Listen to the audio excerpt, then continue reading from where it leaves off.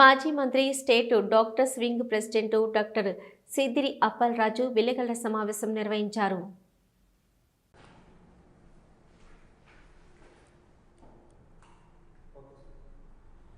అందరికీ నమస్కారం. నేటి పాత్రికేయ సమావేశానికి విచ్చేసిన పాత్రికేయ మిత్రులు మీకు అందరికీ కూడా పేరు పేరున ధన్యవాదాలు తెలియజేస్తూ ఉన్నాను.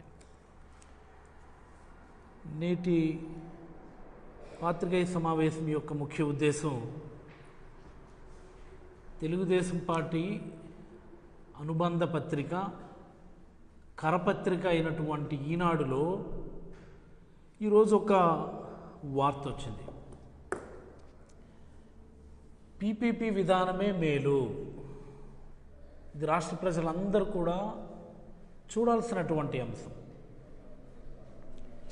పీపీపీ విధానమే మేలు.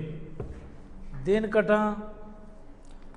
వైద్య కళాశాలల నిర్వహణపై కేంద్రానికి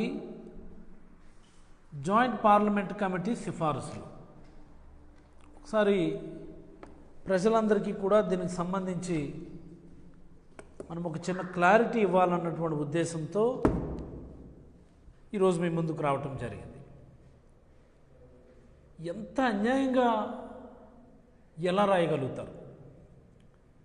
ఇంత దుర్మార్గంగా ఎలా రాయగలుగుతారని నేను అడుగుతా ఉన్నాను. మీరు ఒకసారి రాష్ట్ర ప్రజలందరికీ కూడా ఒకసారి గమనించమని కోరుతున్నాను. నేను గతంలో మన విశాఖపట్నం గురించి రాశారు. విశాఖపట్నం ఈస్ట్ కోస్ట్లో ఉండడం వల్ల తీవ్రవాద దాడులకు టార్గెట్ అట, విదేశీ దాడులకి సాఫ్ట్ టార్గెట్ అని రాశారు.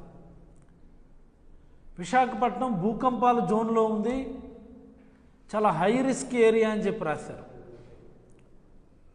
ఇంకోసారి గ్లోబల్ వార్మింగ్ లింక్ పెట్టి రాశారు.